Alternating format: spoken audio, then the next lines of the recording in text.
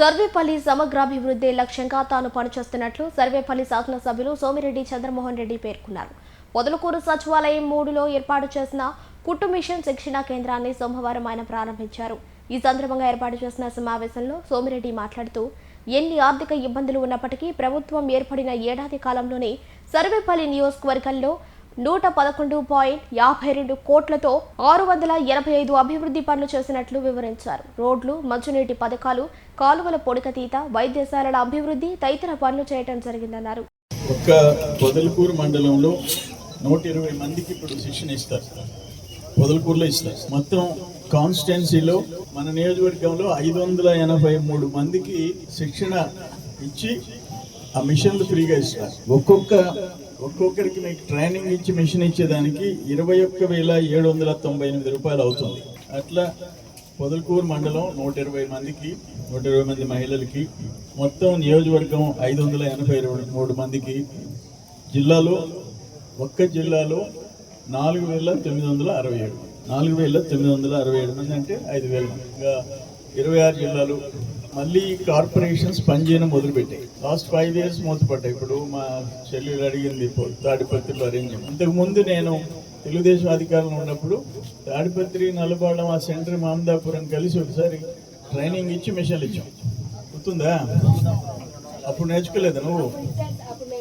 ఇప్పుడు వీళ్ళు ఏం చెప్తున్నారంటే మినిమం 70 మంది ఉంటే ఒక సెంటరు, మీరు మగళూరు కావాలని అడిగింది ఆ అమ్మాయి, మినిమం 70 మంది ఉంటే ట్రైనింగ్ ఇవ్వచ్చు అంట. 70 మందిని చూసుకో, 4-5 రోడ్లను కలిపి. ఇప్పుడు అక్కడ వచ్చి ట్రైనింగ్ చూస్తారంట. ఈరోజు 120 మంది. ఇప్పుడు కూడా ఏం చెప్తున్నారంటే ఈ ట్రైనింగ్ అయిన తర్వాత అక్కడ తాడిపత్రి ఏరియా ఒక సెంటరు, మగళూరు ఒక సెంటర్ పెడతారంట. నెక్స్ట్ సెంటర్స్ ముందు మీరు ట్రైనింగ్ నేర్చుకోండి.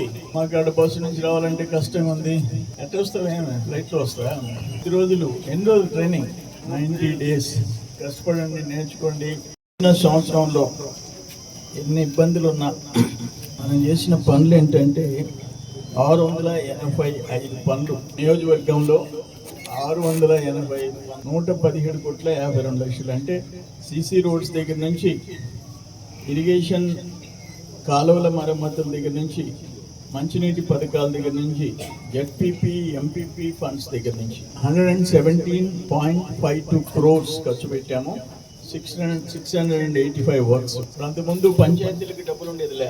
మా బిడ్డ ఎవరు, మా నాన్న జగనన్న, అక్కడ కూర్చొని సపోజ్ పొదలకూరు సెక్రటరీ సర్పంచ్ తిరిగిపోయి, అయ్యా ఇప్పుడే 50 లక్షలు పడింది 14th ఫైనాన్స్ అంటే ఢిల్లీ నుంచి సెంట్రల్ గవర్నమెంట్ ఇస్తుంది పంచాయతీ. 15th ఫైనాన్స్ ఎంత పడింది అంటే ఆయన బాబు సర్పంచ్ రాత్రి హ్యాపీగా పడుకుంటాడు. ఉదయం లేచి ఆ పనులన్నీ చేసి నిద్ర లేచి ఆయన అన్న మన బిడ్డ బటన్ నొక్కుతాడు, రివర్స్ బటన్.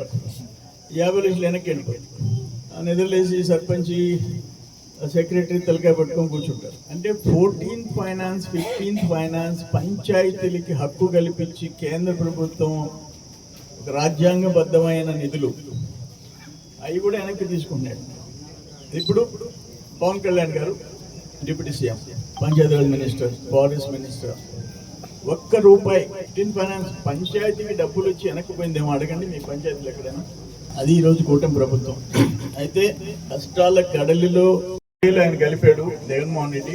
ఇప్పుడు మనం 14,000 కలిపి 20,000 పోతున్నాం. ఇప్పుడు మీకు కూడా ఎకరా ఎక్కడో ఉంది కదా, వాళ్ళందరికీ 20,000 వస్తుంది. ఆగస్టు 15 నుంచి ఆర్టీసీ బస్సుల్లో మీరు సీట్లలో మీరు ఎక్కువ కూర్చొని ఉంటారు. మా వాళ్ళు మగవాళ్ళు కమ్ములు పట్టుకొని నిలబడుతూ ఉంటారు. అయితే మేము హైదరాబాద్ దాకా పని ఉంది, బెంగళూరు దాకా పోయి రావాలంటే కుదరదు. జిల్లాలో ఫ్రీ.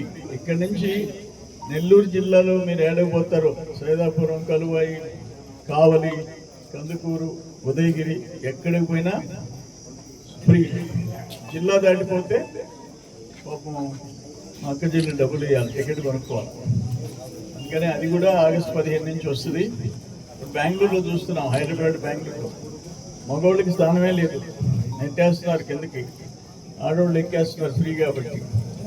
మగవాళ్ళు 10 మంది వచ్చినా కూడా వాళ్ళకి మెట్ల మీద నిలబడాల్సి వస్తుంది. అది 15 నుంచి అది కూడా మీకు స్టార్ట్ అవుతుంది. ఏదేమైనా రాష్ట్రం మళ్ళీ రాష్ట్రం అంటే వ్యవసాయ శాఖ పనిచేయడం మొదలుపెట్టింది. అట్లే నీటిపారుదల శాఖ యథాతథంగా పనిచేయడం మొదలుపెట్టింది. ఇప్పుడు ఆయన అన్నీ మూసేశాడు.